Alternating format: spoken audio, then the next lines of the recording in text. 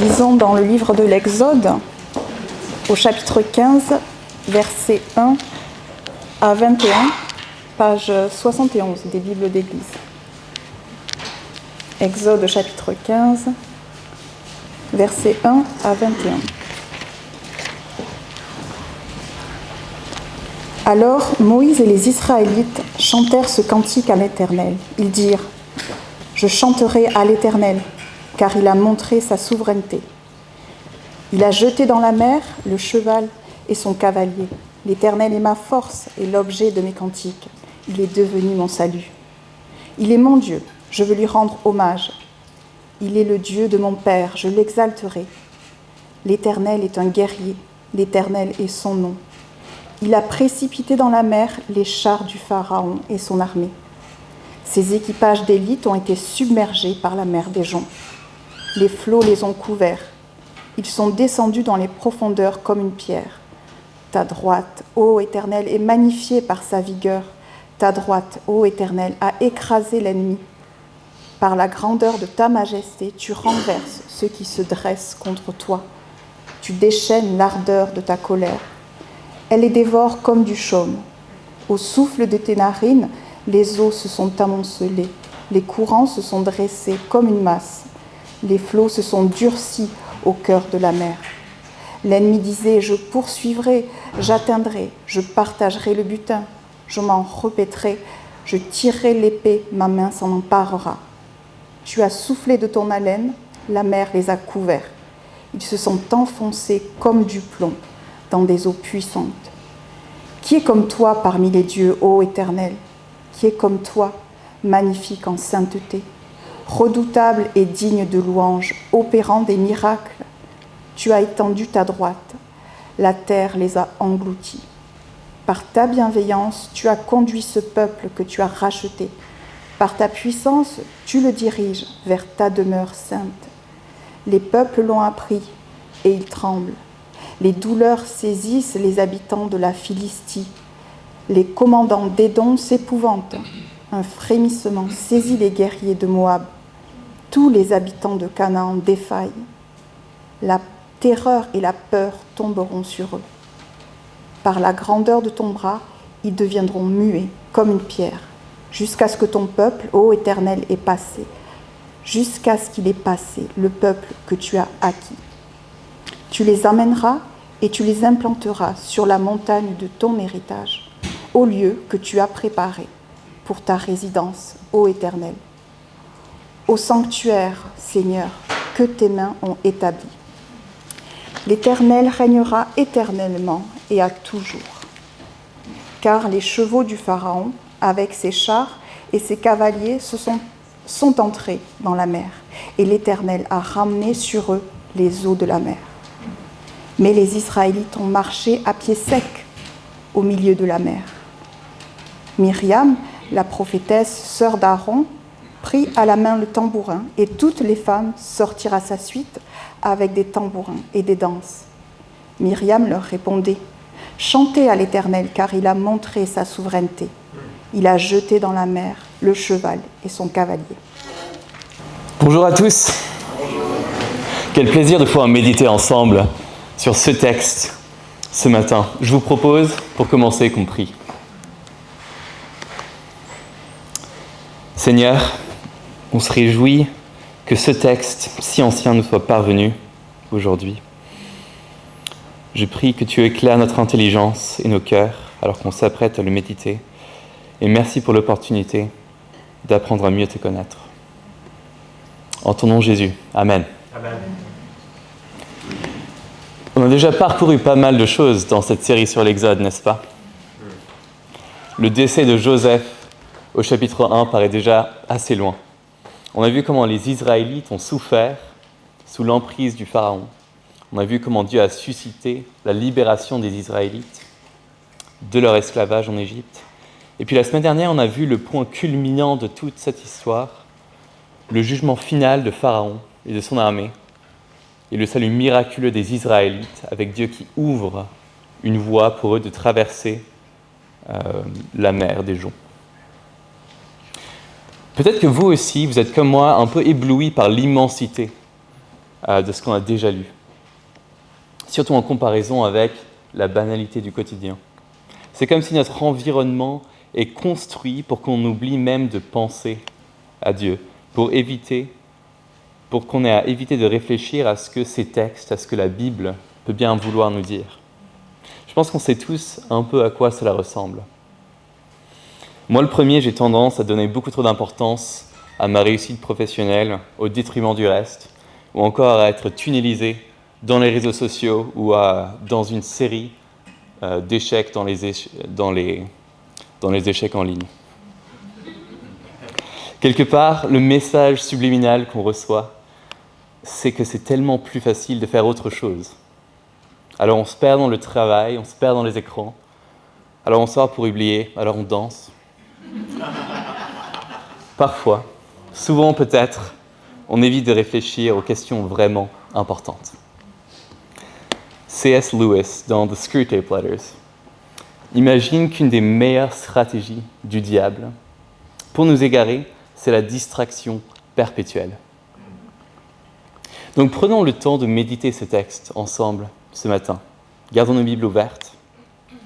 Parce que ce texte arrive comme un point d'orgue, comme une grande respiration après les 14 chapitres de narration qu'on a déjà rencontrés.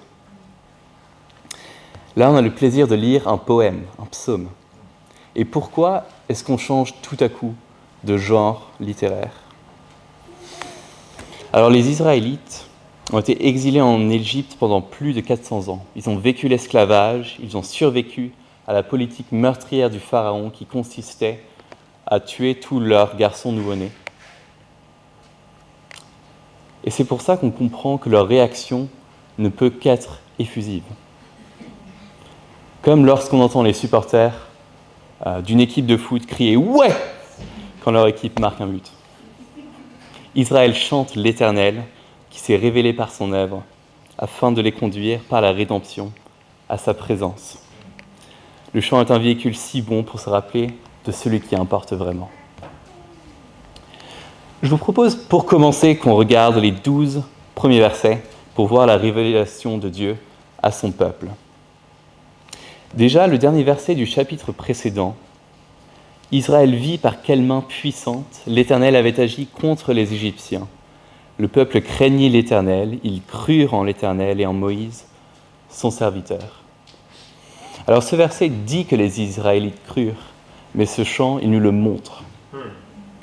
Voilà ces mêmes Israélites qui disaient au verset 11 et 12 du chapitre précédent, « Est-ce parce qu'il n'y avait point de tombe en Égypte que tu nous as emmenés pour mourir au désert ? Que as-tu fait en nous sortant ou nous faisant sortir d'Égypte ? N'est-ce pas là ce que nous te disions en Égypte ? Laisse-nous servir les Égyptiens. » Et les voilà qui disent maintenant, « L'Éternel est ma force et l'objet de mes cantiques. Il est devenu mon salut, il est mon Dieu. » Sacré revirement. Lorsque Dieu avait appelé Moïse à le servir depuis le buisson ardent, Moïse craignait que le peuple ne connaisse pas le nom du Dieu qui l'envoyait. Mais voici que le peuple entier chante à l'Éternel, ils connaissent son nom. Et puis ils disent aussi « le Dieu de mon Père ». C'est une formule pour reconnaître que c'est le Dieu de leur ancêtre Abraham, avec qui Dieu avait conclu une alliance, avec lui et avec sa descendance pour toujours. Et puis Moïse en particulier, Moïse qui craignait l'appel de Dieu. Moïse a la langue pesante, le voici maintenant qui dirige les louanges du peuple. Pourquoi est-ce qu'on a un changement si immense dans leur attitude ? C'est parce qu'ils ont rencontré le Dieu vivant. Ils ont rencontré celui qui est intervenu dans leur vie pour que le peuple le connaisse. Regardons comment les Israélites décrivent ce Dieu qu'ils ont rencontré. D'abord, c'est un Dieu guerrier qui est plus puissant que le pharaon d'Égypte, qui était à l'époque le dirigeant du pays le plus puissant du monde. Au verset 9, on voit Pharaon qui s'agite avec une litanie de verbes. L'ennemi disait « Je poursuivrai, j'atteindrai, je partagerai le butin, je m'en repèterai, je tirerai l'épée, ma main s'en emparera. » Mais l'Éternel lui répond en un geste décisif. tu as soufflé de ton haleine, la mer les a couverts, ils se sont enfoncés comme du plomb dans des eaux puissantes. Mieux encore, l'autorité de Dieu est si immense qu'il a l'autorité d'exercer le jugement créationnel. C'est par son souffle que Dieu donne la vie dans Genèse 2. Et ici, c'est aussi par son souffle qu'il sauve. Au verset 8, au souffle de tes narines, les eaux se sont amoncelées, les courants se sont dressés comme une masse, les flots se sont durcis au cœur de la mer. Il a ouvert par son souffle une voie dans la mer pour que son peuple traverse et soit sauvé. Mais par son souffle aussi, Dieu juge. Au verset 10, tu as soufflé de ton haleine, la mer les a couverts. Cette mer-là, elle évoque l'abîme que sont les eaux du chaos pré-créationnel de Genèse 1.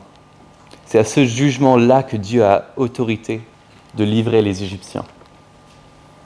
C'est parce qu'ils ont durci leur cœur envers celui qui a créé le monde et celui qui a donc autorité sur sa création. Je chanterai à l'Éternel car il a montré sa souveraineté. Il a jeté dans la mer le cheval et son cavalier. On peut s'étonner quand même du contenu de ce chant, parce que les Israélites sont en train de célébrer la mort de milliers d'hommes. Et le contraste entre la violence qu'on voit et la joie des Israélites a de quoi rendre mal à l'aise. Alors les Israélites qui ont vu Dieu agir, ont vu Dieu faire justice. Imaginez-vous au procès d'un homme qui s'est introduit chez vous et a torturé puis tué vos enfants. On n'aimerait pas que le juge soit laxiste devant ce crime. Il faut que justice soit faite. Et les Israélites ont vu Dieu faire justice ici. Et justement, on devrait se réjouir comme les Israélites que le péché ne survit pas à la présence de Dieu. Dans le buisson ardent et dans la colonne qui guide déjà le peuple, la présence de Dieu est manifestée par les flammes. Et au verset 7, tu déchaînes l'ardeur de ta colère et les dévores comme du chaume. Les Israélites ont été consumés par la présence de Dieu, du fait de leur péché. Maintenant, si les Israélites ont chanté ces paroles, c'est qu'ils savaient que l'Éternel est juste. Et pourtant, on vient de voir au chapitre précédent à quel point le peuple est indigne. Ils ont craint quand l'armée du Pharaon arrivait. Pourtant, ils ont vu les 10 plaies de jugement sur l'Égypte. Mais ils doutaient encore lorsque ils ont vu arriver l'armée du Pharaon. Et malgré tout cela, Israël est sauvé. Alors qu'on a vu qu'entrer dans la présence de Dieu implique un jugement mortel. Les Israélites ont vu d'une part le jugement de Dieu sur les Égyptiens et d'autre part, ils sont épargnés de ce même jugement. Dieu vit parmi eux. Le salut de Dieu est sans doute le plus grand miracle que nous voyons ici. Le plus grand miracle même de l'histoire. Que le Dieu juste soit aussi le Dieu qui fait grâce. Ça, c'est une révélation. C'est parce qu'ils ont rencontré ce Dieu-là que les Israélites s'émerveillent et chantent au verset 11 « Qui est comme toi parmi les dieux, ô Éternel ? Qui est saint comme l'Éternel ? Il rend justice. Qui est digne de louange comme l'Éternel ? Il est souverain créateur. Qui opère des miracles comme l'Éternel ? Il a sauvé son peuple. Qui est comme toi parmi les dieux, ô Éternel ? Pourquoi alors est-ce que c'est si difficile de suivre ce Dieu-là ? Je pense que chacun d'entre nous connaît les dieux de nos cœurs qui rivalisent avec l'Éternel. Mais le regard des autres est-il saint ? La richesse est-elle redoutable de louange ? Le prestige opère-t-il des miracles ? Les dieux de ce monde sont-ils miséricordieux ? Nous connaissons le Dieu qui est souverain, qui est juste et qui sauve vraiment. Nous connaissons le Dieu vivant, le Dieu éternel, qui jamais ne fera défaut. Gardons les yeux fixés sur le seul Dieu réellement digne de nos regards. Parce que ce Dieu-là, il nous invite à être conduits par la rédemption jusqu'à sa présence. La rédemption, c'est l'histoire de la Bible tout entière. C'est l'histoire de comment Dieu rachète et restaure la création qui est corrompue par le péché. Et alors si le verset 12 témoigne encore de la crainte d'Israël devant ce qu'ils ont vu Dieu accomplir, au verset 13, on a un changement de ton. On passe de l'émerveillement à l'espoir. On passe aussi à un tournant plus prophétique qui regarde vers l'avenir. On peut aussi voir dans cette transition un effet de conséquence. Les Israélites ont vu la main puissante de Dieu agir et ils sortent donc assurés de la fidélité de leur Dieu. Pour s'en rendre compte, je vous propose qu'on retourne quelques générations en arrière, en Genèse 15. Lorsque Dieu conclut une alliance avec Abraham et sa descendance. Genèse 15, versets 13 et 14. L'Éternel dit à Abraham, « Sache que tes descendants seront des immigrants dans un pays qui ne sera pas le leur. Ils y seront esclaves et on les maltraitera pendant 400 ans.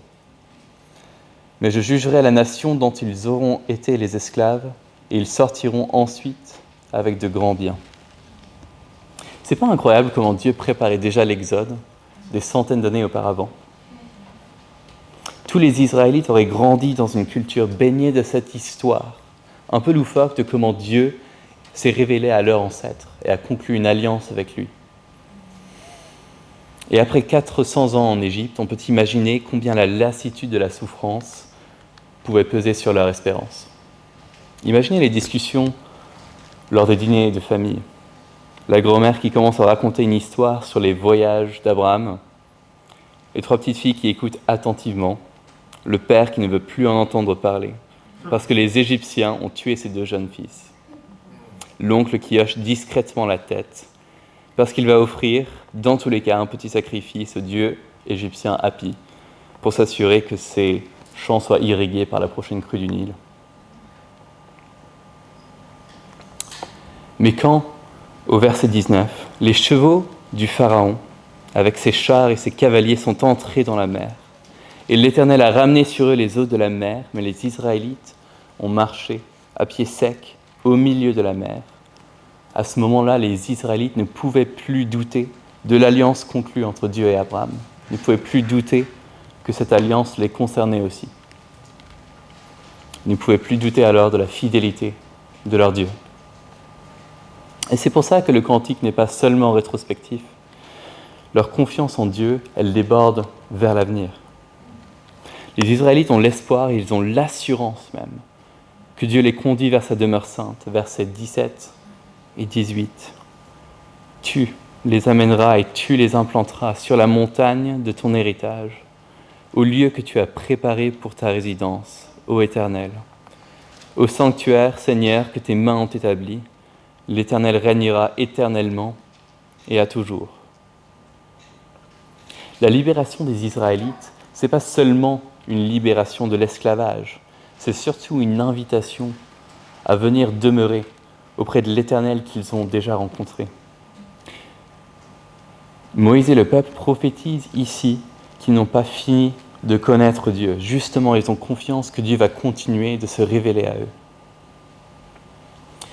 Alors dans le livre de la Genèse, on peut lire la tragédie de la chute, où l'homme choisit le péché, choisit de s'éloigner de Dieu, de sa sagesse et de sa volonté. Mais ici, le cantique prophétise le mouvement inverse, justement, le rapprochement entre l'humanité et Dieu. Parce que Dieu a pleine autorité sur sa création. Il a un plan de rédemption et il rachète cette création. Dieu permet à son peuple de gravir la montagne métaphorique de sa révélation afin qu'il retrouve l'état créationnel de vivre en harmonie avec lui.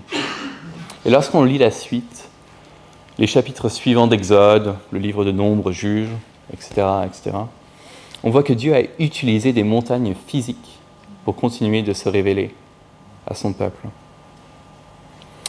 Par exemple, il donnera au peuple la loi sur le mont Ararat. Ou encore, lorsqu'ils seront rentrés dans le pays promis, les Israélites construiront un temple à Jérusalem sur littéralement le mont de la maison de l'Éternel.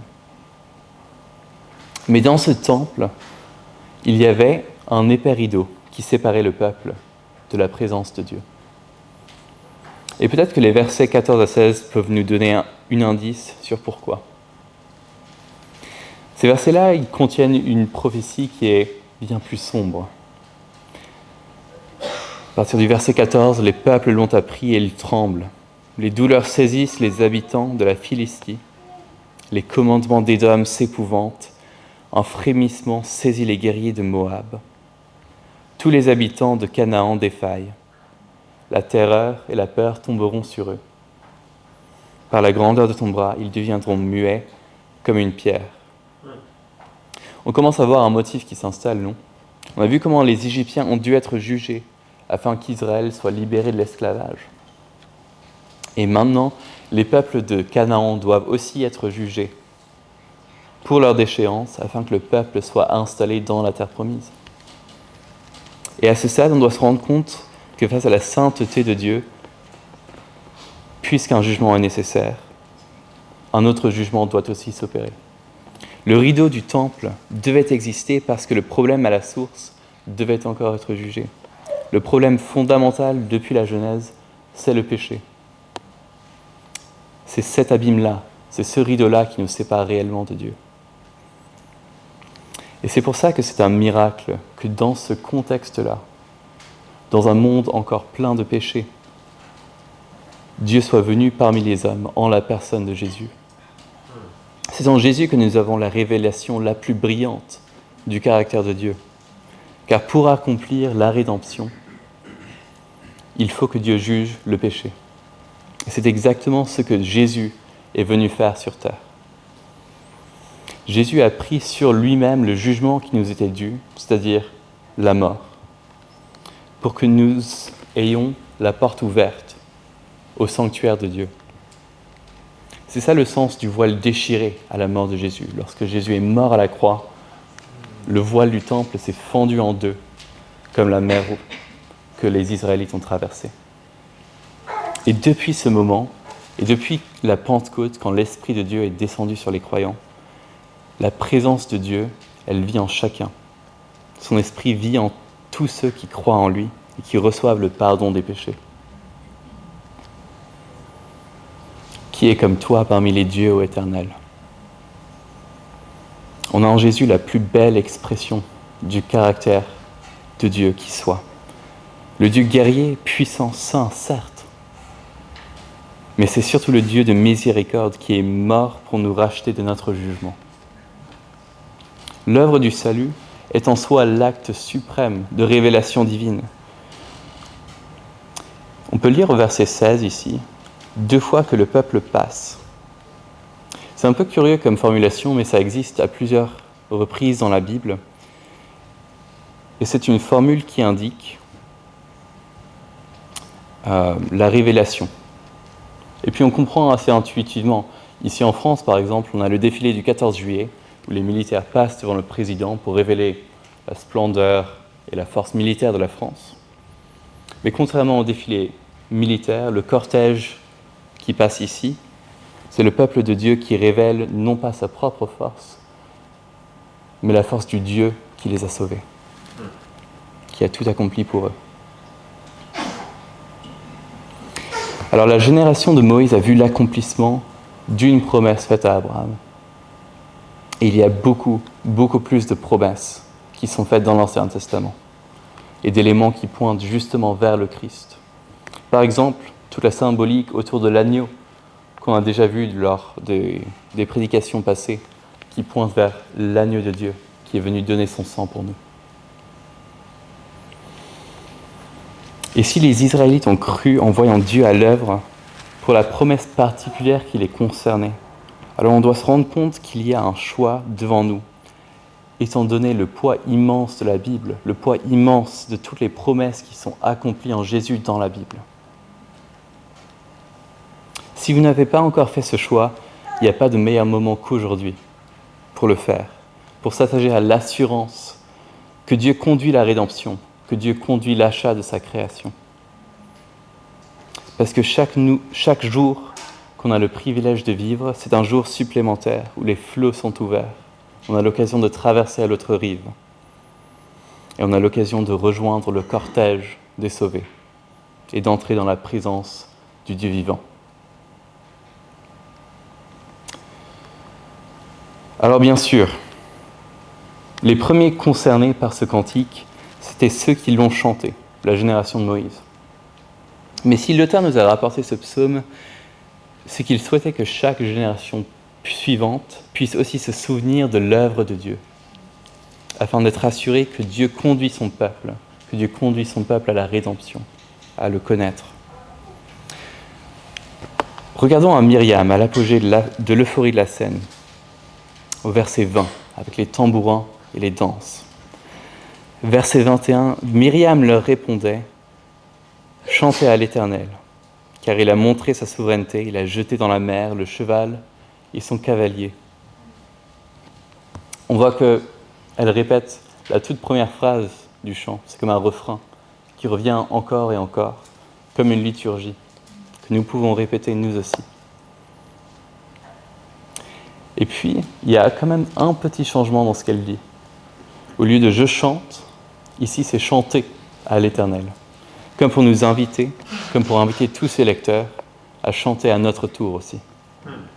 Et beaucoup de personnes dans l'Ancien Testament l'ont fait. Par exemple, le psaume 118 et Ésaïe 12 reprennent le verset 2. « L'Éternel est ma force et l'objet de mes cantiques, il est devenu mon salut ». Il cite directement ce psaume-là de Moïse. Alors je l'ai dit tout à l'heure, gardons les yeux fixés sur le seul Dieu réellement digne de nos regards. Et honnêtement, c'est plus facile à dire qu'à faire. Et une manière pour nous de s'encourager, c'est justement de lire et de relire ce psaume, et de façon plus générale la Bible, pour se rappeler de comment leur espérance, elle est accomplie en Jésus. Chantons donc l'Éternel comme les Israélites l'ont fait. Même si on n'a pas vu les miracles immenses qu'eux ont vus, nous on est bénis de connaître Jésus. Et en le connaissant, on est certain de là où il nous mène.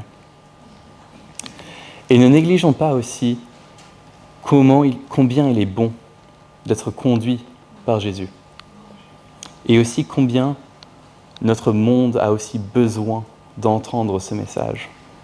Un des chants les plus populaires qui soit sorti du monde francophone ces dernières années, c'est peut-être Papa Outé de Stromae. C'est une œuvre qui prend vraiment aux tripes. Et je pense que beaucoup reconnaissent l'atmosphère incertaine qui règne. Dites-moi d'où il vient, d'où je viens, enfin je saurai où je vais. Si seulement notre monde connaissait Dieu, connaissait l'assurance de son salut et avait foi en son plan de rédemption. Dieu seul est souverain de combler toutes les angoisses et de guérir notre monde pour l'éternité. Et en tant que peuple sauvé, proclamons ce message. Une manière par laquelle on peut le faire, c'est de continuer de composer et de chanter des œuvres à la gloire de Dieu. Par exemple, Jean-Sébastien Bach a signé toutes ses œuvres SDG, Soli Deo Gloria. Ou encore, de nos jours, on a Chris Tomlin, bien d'autres personnes qui composent et qui chantent des œuvres pour glorifier Dieu. Voici la vision que Jean a décrite dans Apocalypse 15, versets 2 à 4. Et je vis comme une mer de cristal mêlée de feu, et les vainqueurs de la bête, de son image et du chiffre de son nom, debout sur la mer de cristal. Ils tiennent les harpes de Dieu. Ils chantent le cantique de Moïse, le serviteur de Dieu, et le cantique de l'agneau. Tes œuvres sont grandes et admirables, Seigneur, Dieu Tout-Puissant. Tes voies sont justes et véritables, Roi des nations. Seigneur, qui ne craindrait et ne glorifierait ton nom, car seul tu es saint, et toutes les nations viendront et se prosterneront devant toi, parce que ta justice a été manifestée. Nous sommes ceux qui proclament, qui chantent un cantique nouveau, à la manière de Moïse et à la gloire de l'agneau Jésus. Parce que Jésus est vainqueur du péché pour nous. Et parce que Jésus nous donne de marcher vivant à pied sec, au-dessus de la mer de jugement.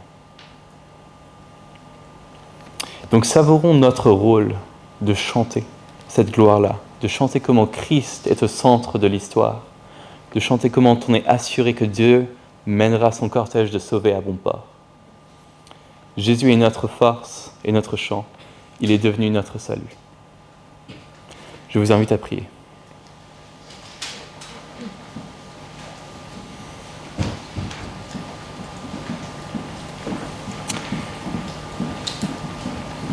Mais Dieu est riche en miséricorde, et à cause du grand amour dont il nous a aimés, nous qui étions morts par nos fautes, il nous a rendus à la vie avec le Christ.